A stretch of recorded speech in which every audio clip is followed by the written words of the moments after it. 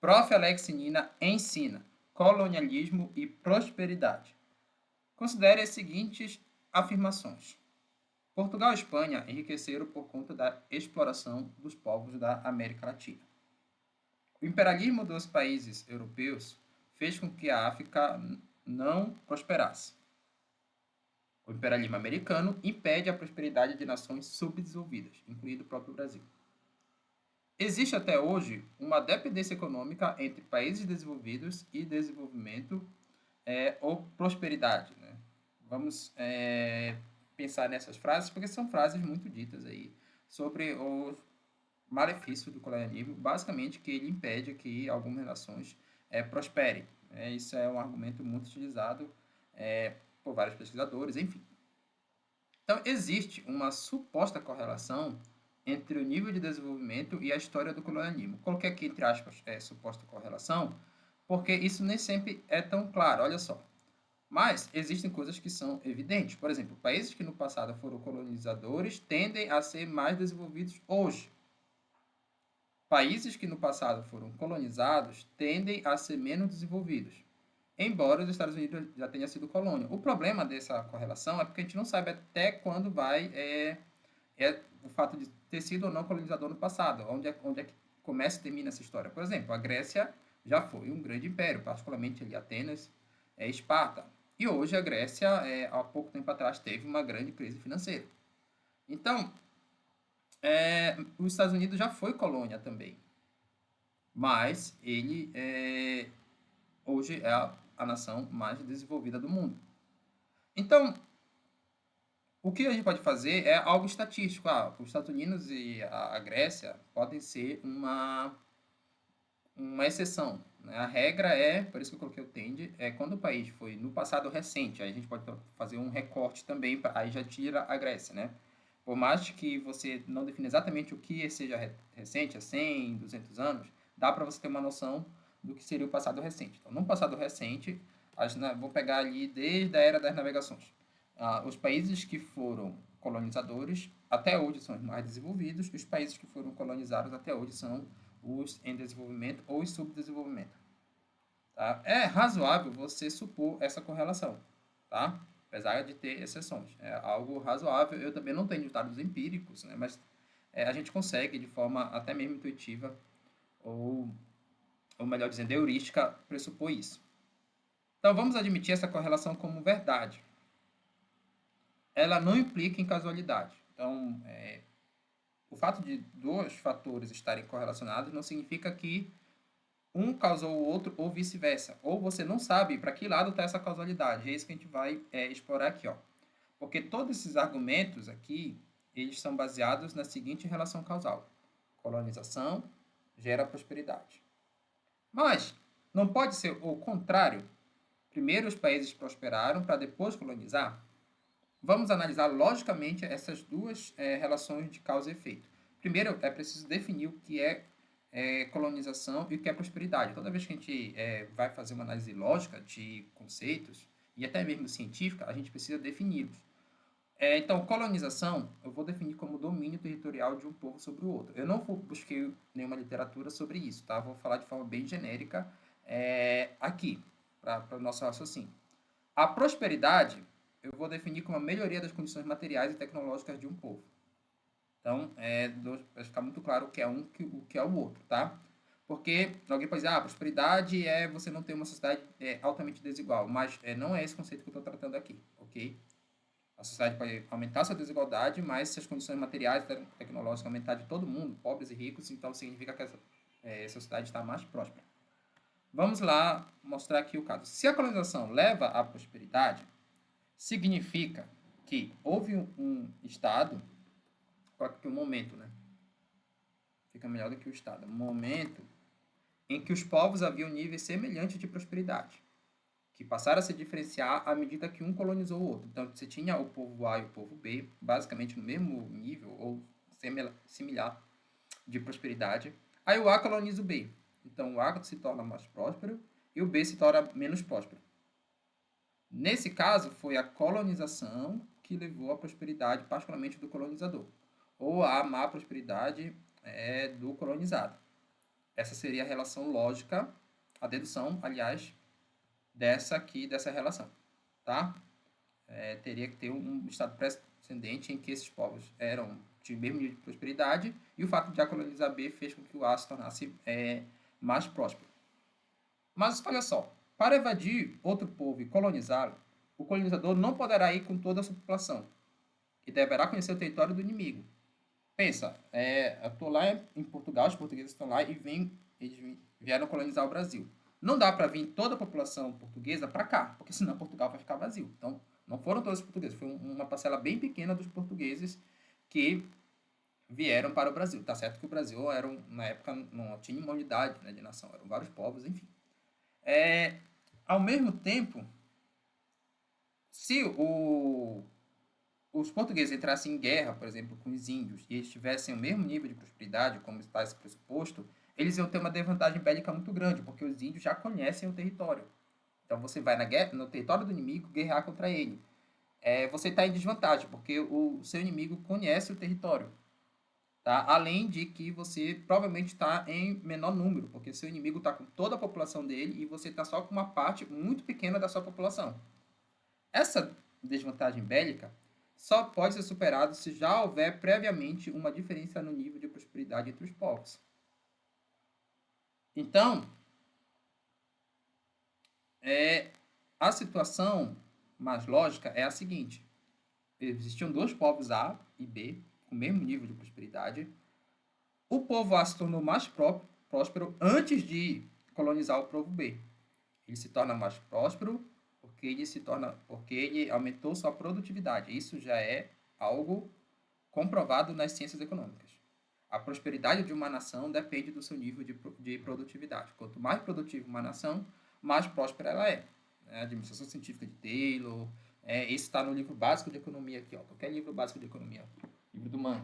Logo no começo ele fala o indicador PIB. Aí você pode questionar outros efeitos da prosperidade, como desigualdade, degradação ambiental. Ok, mas a prosperidade em si, como melhoria das condições materiais e tecnológicas, como eu conceituei, ela está estritamente relacionada com a produtividade. Então, o povo A se tornou mais próspero. Sendo mais próspero, ele conseguiu colonizar o povo B. Por quê? Esse nível de prosperidade conseguiu atenuar e até superar essa desvantagem bélica. Então, os portugueses, quando chegaram para guerrear com os índios, eles chegaram melhores armados. Ou, se a gente pensar numa colonização mais passiva, né, com uma estrutura ali religiosa, que foi no caso do Brasil. Né? Mas um sistema talvez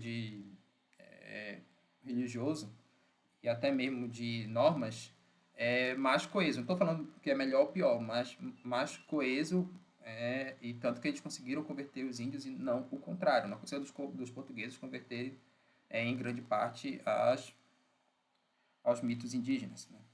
E assim com outros povos também, onde aconteceu essa colonização. Sempre um povo que prosperou mais vai colonizar um povo que prosperou menos. Não faz sentido a colonização partir do nada, havendo uma igualdade de prosperidade entre os povos. Beleza? Então, essa aqui é o padrão lógico, que a gente consegue deduzir pela lógica. Uma vez que A se tornou mais próspero e coloniza B, em que sentido isso daria a prosperidade B? Aqui já é outro questionamento. Porque, olha só, tá bom, A colonizou B. Mas será que após A colonizar B, essa prosperidade de B diminui em relação ao nível anterior? Então, ele tinha esse nível de prosperidade. A partir do momento que o povo A vem aqui, invade e coloniza, o povo B fica menos próspero do que era antes da colonização. Ou A colonizou B, a prosperidade de B pode ter aumentado, mas não no mesmo nível que A. A continua sendo mais desenvolvido, mais próspero que B, mas B teve um benefício, porque ele conseguiu aumentar sua prosperidade mesmo tendo sido colonizado. Parece que o termo colonização ele é muito forte. Ele foi colonizado e mesmo assim ele teve prosperidade. Aparentemente, não, você tem ali uma oposição, né? Seriam algo contrários.